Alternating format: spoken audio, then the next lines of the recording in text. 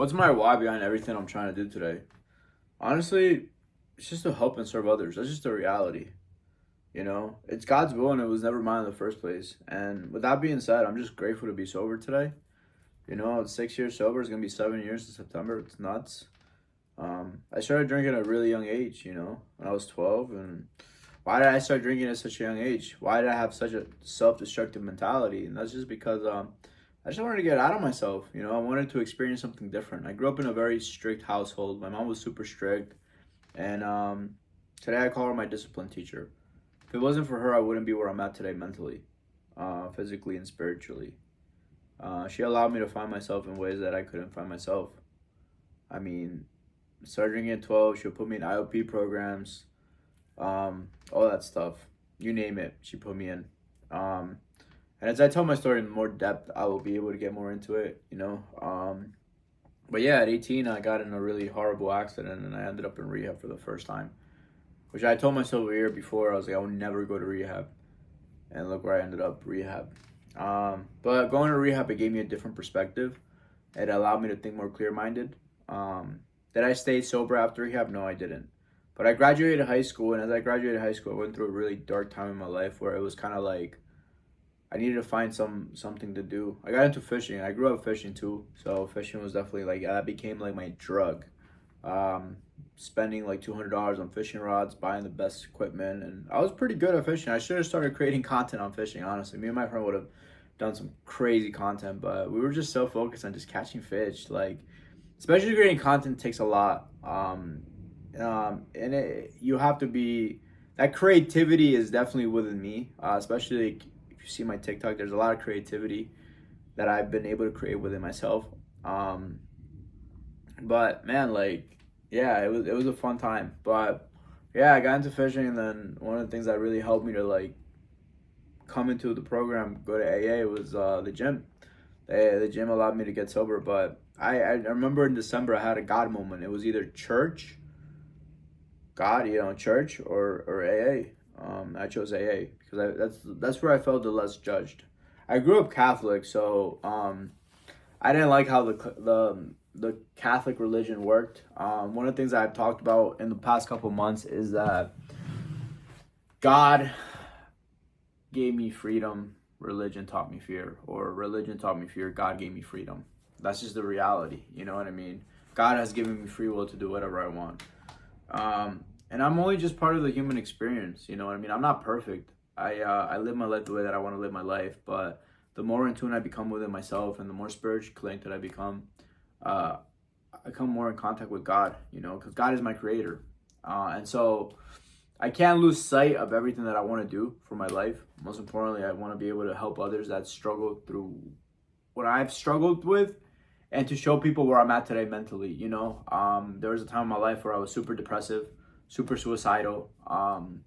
I hated my life. I really hated my life. I always looked to get out of myself, even like outside of recovery.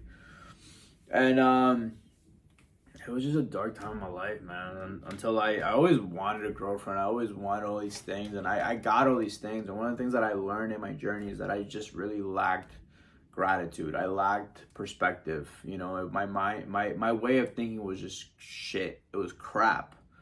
And with that being said, I going through like hardships, breakups, going through like losing the things that I prioritize the most is when I had that self-realization within myself where it's like none of this ever mattered, right? None of it. What mattered was within me, right? Not outside of me. I had to really come in contact within myself to understand myself. Spiritually connected, right? And as I've gotten spiritually connected, it's allowed me to just, devote myself more to God, like more, just be more connected with God, because God is my creator. There's nothing more outside of that. It's just God, right? And so I have to remain grounded in that sense, but it's important to embrace yourself to really understand who you are as a person. See, everything that we have within ourselves are like superpowers, like your ego, your ability of thinking, everything. Your ego is just like it gives you that drive within yourself, but it can also keep you where you're at mentally. Like it could tell you like, no, you're fine, but the ego can also give you that drive within yourself. Once you have that drive, it's you want more and more and more. It's okay to want more, but know that everything just comes the way it's supposed to come, and it's just God's will. It was never ours in the first place. Everything is given to you when it's meant to be given to you. So always be grateful for the little things. Like, I'm grateful for this moment right now, you know, me sharing a little bit about me.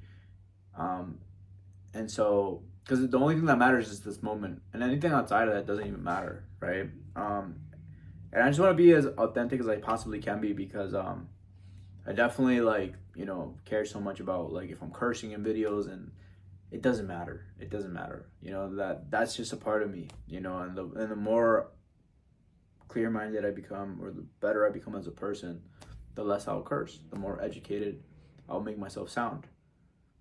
But you could curse, you can do whatever you want. That doesn't define you for who you are as a person. You know what I mean? So it just doesn't matter. It doesn't matter. Did I just call myself an educated person for cursing? Sure, because that's what society has taught me. That's what society has made me believe, right? So become the person you desire to be without society's approval.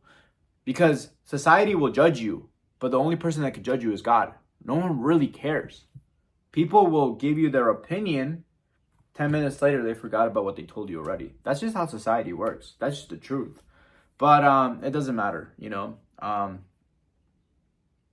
went through what I went through, you know, drinking from 12, being depressive, being bipolar, whatever, having really a hard time understanding myself. That the only thing that I wanted was to be normal, but everything outside of me was just like, my mom was just, you know, she didn't see that I needed what I needed at the time to grow as a man. What I wanted to be a man, right?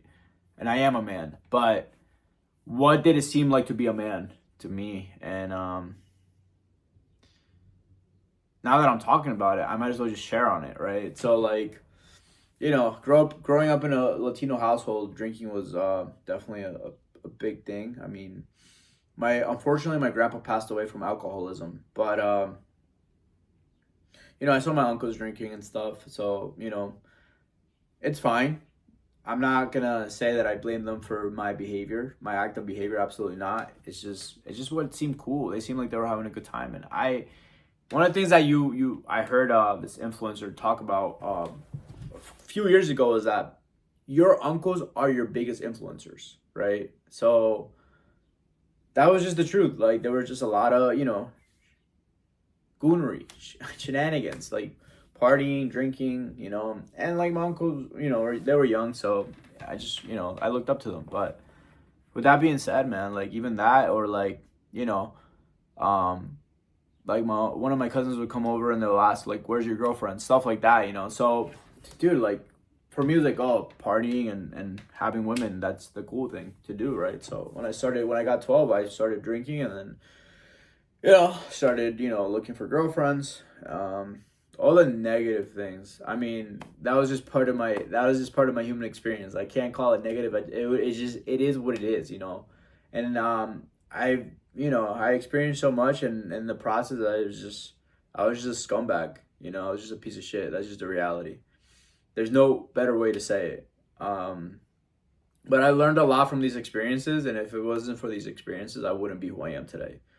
But even like after getting sober, I had a moment of clarity where, not even clarity, man, but like getting sober and, you know, being so ego driven as a person, I thought it was so fucking like cliche. Like, I went to AA because I obviously wanted help. I wanted to better myself as a person, but I found it so, like, I guess, Grinch to, like, you know, do like the fellowship, all that stuff. And I, like, my 5 years sober, it's when I actually ended up hanging out with a group of guys that, like, really allowed me to have that open mind of, like, how important it was to have that fellowship, to, like, have good people in your life. And I met in the past, like, year, like 2024 to now, like, I met some great people, and the people that I met has made me realize that your surrounding plays a big role on who you become as a person.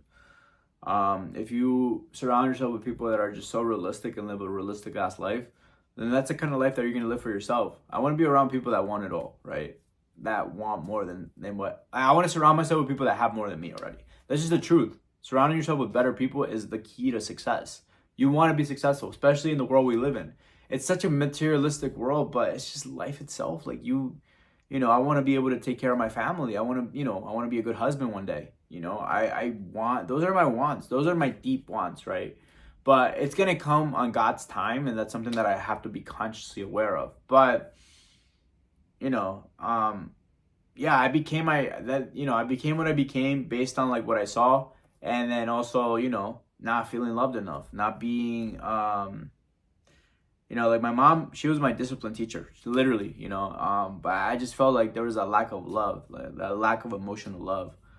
I grew up pretty emotional, being fully transparent. That's just how I was. But those were never my weaknesses. Those were also my strengths. I'm very in tune within myself, like where I understand myself emotionally, and I can also understand myself logically, and I'm working through just becoming better, and everything's happening the way it's supposed to. Everything's happening for me, right? Nothing is happening against me. I used to have that mentality of like, why me? Bro, why not me? Everything's happening for me. Everything is falling the way it's supposed to fall. But even in my spiritual awakening, I had to come to the self-realization that I had everything that I've ever asked for, and God has given me more. So with that being said, guys, I've rambled a lot in this video. It's going to be about a 12-minute video, but I just hope you guys get something out of this. And I love you guys, and I hope everyone has a beautiful day. Bye.